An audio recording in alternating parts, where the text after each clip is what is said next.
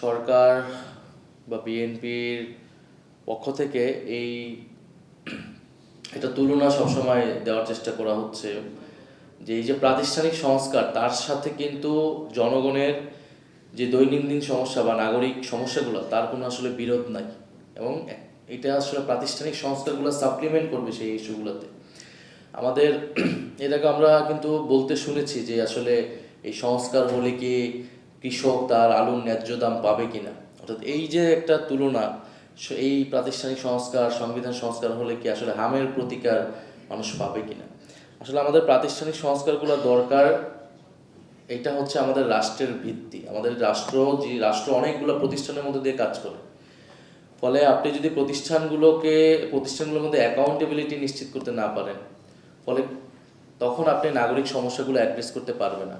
আজকে যতগুলো ক্রাইসিসের কথা আপনি বলতেছেন, সেটার জন্য অ্যাকাউন্টেবল করা হবে কাকে? গভর্নমেন্টকে। কিন্তু আপনি অ্যাকাউন্টেবল কিভাবে করবেন? আপনি কোন প্রতিষ্ঠানের মাধ্যমে করবেন? আপনি জুডিশিয়ারির মাধ্যমে করবেন। যদি দুর্নীতি হয় আপনি অ্যান্টি কারাপশন কমিশনের মাধ্যমে করবেন। আপনি এই সরকার যদি ফেইল্ড হয় বা এই সরকার যদি জনসমর্থন না নিতে পারে, তাহলে আপনি পরবর্তী ইলেকশনে কি আপনার মতামতটা দিবেন, ভোট করবেন? সেটার জন্য তো আপনার একটা নিরপেক্ষ আপনার ইলেকশন কমিশন লাগবে, তত্ত্বাবধায়ক সরকার লাগবে। ফলে মানুষের এই যে সমস্যাগুলো, এটা প্রাতিষ্ঠানিক সংস্কারের সাথে ওতপ্রোতভাবে জড়িত। এই কারণে এটাকে আসলে কোনো বিরোধ করার বিরোধাত্মক কিছু না। যেহেতু এইটা আমাদের জুলাই গণঅভ্যুত্থানের পরে প্রধানতম এজেন্ডা ছিল, ফলে এটাকে আমরা এখনো অনেক বেশি প্রায়োরিটি দিচ্ছি। কিন্তু এমন না যে আমাদের দৈনন্দিন সমস্যা আমাদের সেগুলো নিয়ে আমরা কথা কম বলছি বা সেগুলোকে আমরা প্রায়োরিটি দিচ্ছি না। ফলে আমি মনে করি এই প্রাতিষ্ঠানিক সংস্কারগুলোর মধ্যে দিয়ে আপনি যদি গণতন্ত্র, আপনি যদি স্বচ্ছতা এবং অ্যাকাউন্টেবিলিটি, জবাবদিহিতা নিশ্চিত করতে পারেন, তাহলে আমাদের রাষ্ট্রের যে দৈনন্দিন সমস্যাগুলো, সেই সমস্যাগুলো, নাগরিক সমস্যাগুলো দূর করা সম্ভব। দ্বিতীয়ত, আপনি যেটা সংস্কার ডেডলক বলছেন বা আন্দোলনের যে চলে যাওয়ার কথা বলছেন, এখানে আমরা খুবই স্পষ্টভাবে বলেছি যে সরকার বা বিএনপি একটা ছলচাতুরি করছে। তারা জুলাই সনদকে জুলাই আদেশ বা গণভোটের সাথে একটা বাইনারিতে নিয়ে গেছে এবং তার উপরে স্থান দিচ্ছে। এবং জুলাই সনদটাকে কেন প্রবলেমেটিক হলো, কারণ এখানে নোট অফ ডিসেন্ট দেওয়া হলো এবং পরবর্তীতে নোট যুক্ত করা হলো। তো নোট অফ ডিসেন্ট কোনো সিদ্ধান্তের পার্ট না। নোট অফ ডিসেন্ট আপনার যে কোনো সিদ্ধান্তে একটা রেকর্ডের জন্য রাখা হয়। তো এই কারণে কিন্তু আমরা তখন সাইন করি নাই, এটার লিগাল ভিত্তি চাইছি।